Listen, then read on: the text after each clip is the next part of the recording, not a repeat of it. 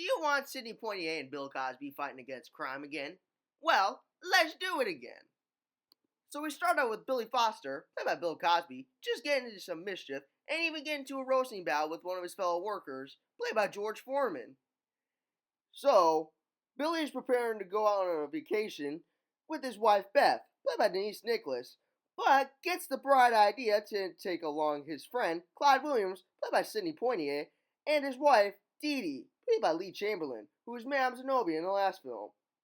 Unfortunately, the lodge they attend is slowly going bankrupt, so Billy, who is the treasurer, decides to con fights in Louisiana, with the assistance of Clyde, who has the power to hypnotize. He got that in the army. After arriving in New Orleans, after watching some wacky stuff, and after Billy and Beth do some wacky shit of their own, they watch a middleweight boxing game where a dude named Bootney Farnsworth, played by Jimmy Walker, gets absolutely destroyed.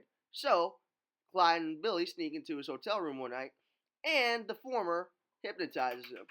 They go their separate ways for a little bit, and Clyde bets with a dude named Biggie Smalls, played by Calvin Lockhart, that Bootney's gonna win due to his hypnosis.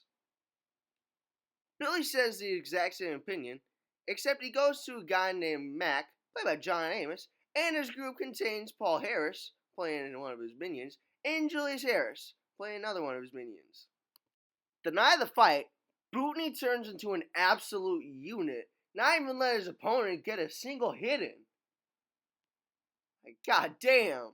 Clyde and Billy get their money, dehypnotize Bootney, and eventually head back to Atlanta. At the reopening of the lodge, the preacher, played by Ossie Davis, is announcing where the funds are going to go, including a new nursery school, which they still don't have the funds for. Pissed off, the Kansas City Mac, who have been searching for them for weeks, finally end up at the lodge and take Billy and Clyde. They want to get even by hypnotizing Bootney again and then dehypnotizing him before the match. Oh, and Biggie Smalls is booting for Bootney, though he's suspicious that lightning won't strike twice. Anyway, Clyde tries to dehypnotize Bootney, but he's too fast for him, and when he tries to hypnotize him in his sleep, both he and Billy get thrown to a slammer, but due to Clyde's hypnosis powers, they get out. The night of the fight, Billy and Clyde propose a plan to get their wives, who won't be recognized, to cash out their money.